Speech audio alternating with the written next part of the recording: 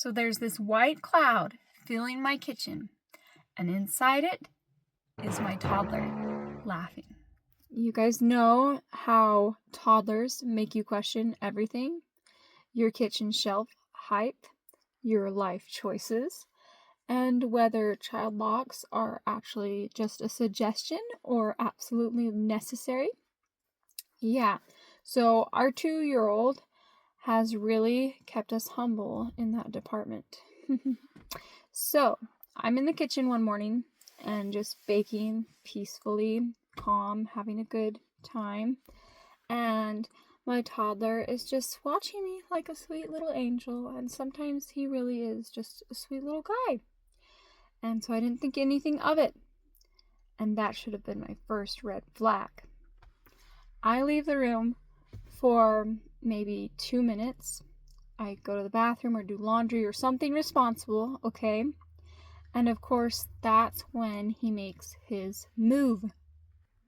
So I walk in, and there is this white cloud in my kitchen, like this fog, okay? And I can barely see through it for a second. And I hear in this cloud giggling and coughing, which is not a comfortable combination, okay? I find my toddler standing in the middle of it, like this little villain, and he's holding an empty bag of powdered sugar. Just living his best life like a normal 2-year-old, causing all the problems, right? Well, of course, he found the one bag that was open. Of course he did. So now I'm cleaning up what is somehow both like dusty and sticky, which should not be even allowed. And I'm thinking, well, at least it's not syrup, because we've been there and that was pretty awful and took a really long time to clean up. The syrup incident helped us get child locks in the first place. But apparently, my toddler took that as a personal challenge to find out how he could get past them.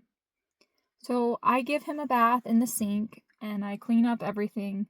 And I'm like, okay, lesson learned. We're not going to have this happen. And we're going to move the powdered sugar further back behind containers and in a locked cupboard. Maybe that will be good enough. Okay, so fast forward about a few months, and you would think we learned our lesson. Well, we did not. Same setup. I'm cooking and he's being good. Well, kind of. And I leave the room again just to grab something or do something quick. And when I come back, my entire new container of quick oats is dumped all over the kitchen floor. And my toddler, oh, he's not upset. He is thriving. He is just having a wonderful time. Just playing in it like it is the best sandbox experience ever. So I pick him up, I move him to the side, I start cleaning, and then he runs up to me and he grabs handfuls of oats. And I'm thinking, wow, this is wonderful. He's actually going to help clean up.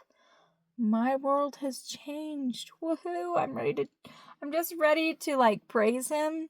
And then he turns and he looks straight at the dog, the dogs, and the cat and starts throwing these oat bombs, whatever you want to imagine with them. And he just is throwing them at them. We actually have one of our dogs is black, and he was not quite so black anymore after he got hit by some oat bombs by this little crazy 2-year-old. So the animals are scattering. They're like, we did not sign up for this. But he's not done. He chases them, and he's throwing more oats at them. And he's waiting around the corner until they come out, and he just ambushes them. And I'm too distracted laughing at this scenario that I just let him do his thing for a second. And I just watch him chase them downstairs. or they're run downstairs actually, and he's at the top of the stairs, and we have this little overhanging spot, and they come up the stairs all sheepishly, and he hurries and throws a handful at them again, and it's just raining oats on these poor dogs. So I eventually am like, okay, I need to stop our little tiny criminal here. So I send him outside for just a minute as I am sweeping up all these oats and vacuuming the oats off the stairs, and I look over and his little face is squished up against the glass door. He's so funny, trying to make me feel guilty for sending him outside for a sec. I really don't think he comprehended how this situation was a problem at all for me. He just was having a great time. So I let him back in, and he's mildly penitent now. And honestly, I wasn't even that mad. It was just a really funny thing. He was having the time of his life. And in the powdered sugar cloud that happened earlier, and his tiny little laugh like this little villain, and him throwing the oat bombs and everything, he was just having such a great time. And it made me realize something that's pretty important. I was thinking, wow, we forget how to find joy like that. We really do. As adults, and even as teenagers sometimes, we start thinking about big things that need to make us happy. Big vacations, fancy houses, the newest tech. We compare jobs that, like income that we're rolling in, all the different things like that. And, these things aren't necessarily bad, but they can trick us into thinking that joy has to come from them, and that joy has to be from something big. When really, it's usually small. It's simple. It's messy sometimes. Hopefully not too messy for you to be dealing with and cleaning up. But in the lesson the toddler taught me, it was powdered sugar and oats all over my kitchen floor. But sometimes we do need reminders to just find joy in the simple moments. I really love this quote by President Russell M. Nelson. He said, "The joy we feel has little to do with the circumstances of our lives, and everything to do with the focus of our lives." I think that sometimes we look back as when we were children and we think, yeah, kids got this. They understood this. And kids do get this for the most part. Kids don't need much. They are so happy with just a cardboard box and coloring stuff, and they will have a blast.